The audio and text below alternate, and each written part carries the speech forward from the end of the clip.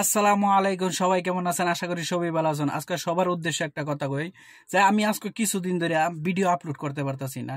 যেহেতু আমি বর্তমান বাড়িতে আছি, অনেকে বাইক করতেছে, বাইক ভিডিও আপলোড করতেছে না বা কি হয়েছে।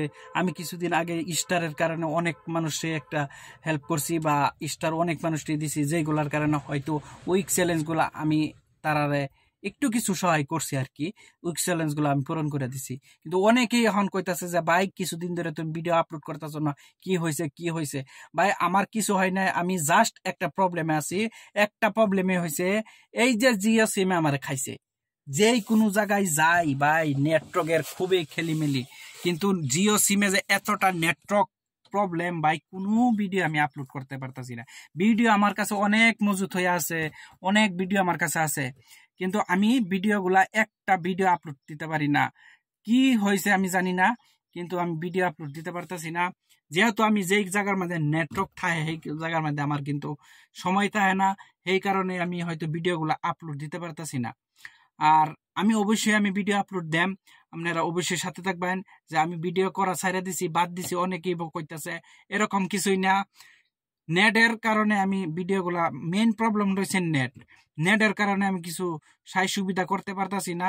যদি লাইভও এক দুইবার আইছিলাম বা আপনারা কইবার চাইও আমি কইতে পারছি না, খুবই সমস্যা দেখাইতেছে। কিন্তু আমি সবার পাশে আসি, সবসময় থাকবো, অবশ্যই আছি।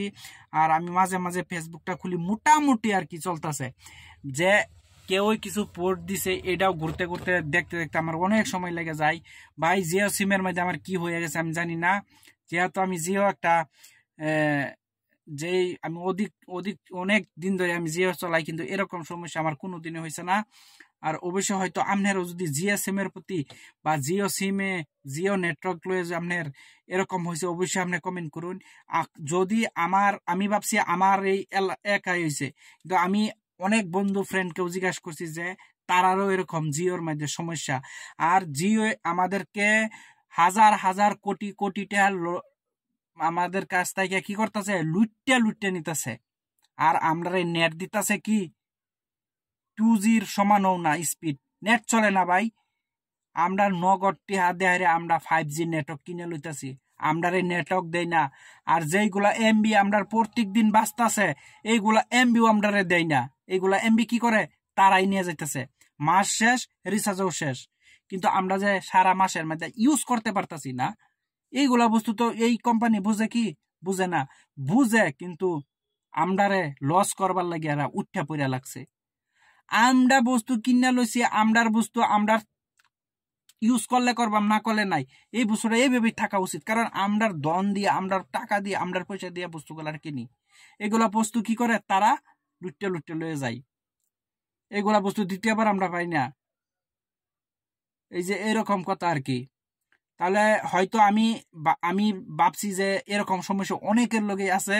আর এটার প্রতি কিন্তু কোনো মানুষই দেখছুন যে আজ পর্যন্ত কোনো প্রতিবাদ করছে না। কারণ যেইগুলা মানুষ পাবলিক লস হয়, এইগুলার প্রতি কিন্তু মানুষ অনেকেই হয়ে থাকে, চুপ হয়ে থাকে। কিন্তু ভাই আমরা যে আসামের মধ্যে প্রায় 1 কোটি সিম আছে জিও, কিন্তু 1 কোটি মানুষে কি কি করতেছে? সব কি ফুল নেটওয়ার্ক পাইতেছে? যেরকম ভুক্তভোগী আমি একটু নেটের কারণে আমি কাম করতে পারতাছি না। তাহলে এরকম খুব হয়ে থাকে অনেক মানুষের এমবি ভরায় কিন্তু বেকার হইতাছে।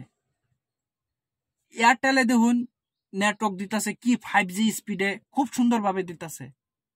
আর মানুষে পোর্ট করে এক সিমে তার এক সিমে যাইকা গেলে, এই যে এইগুলা ব্যবহারের লাগিয়া। তাহলে সবাই যদি এরকম প্রবলেমে থাকে কিরকম হইব? সব জায়গায় যে এরকম না ভাই, এরকম না। কোনো কোনো জায়গায় মানে যাই খুবই স্পিড হয়। কিন্তু আমি যেই জায়গার মধ্যে বর্তমান অবস্থান আছি, এই এলাকাটার মধ্যে অনেক সিম আছে, কিন্তু তারা কিন্তু সবাই কিন্তু মোটামুটি চলতে পারে আর কি। কিন্তু যেই পরিমাণ টাকা দিয়া পয়সা দিয়া কিনে, সেই উপভোগটা করতে পারে না। অবশ্যই আপনার সাথে হয়েছে, যদি হয়ে থাকে অবশ্যই কমেন্ট করবেন। সবাই ভালো থাকবেন, সুস্থ থাকবেন। আর আমি ভিডিও আপলোড দেম, অবশ্যই আসি, থাকবো।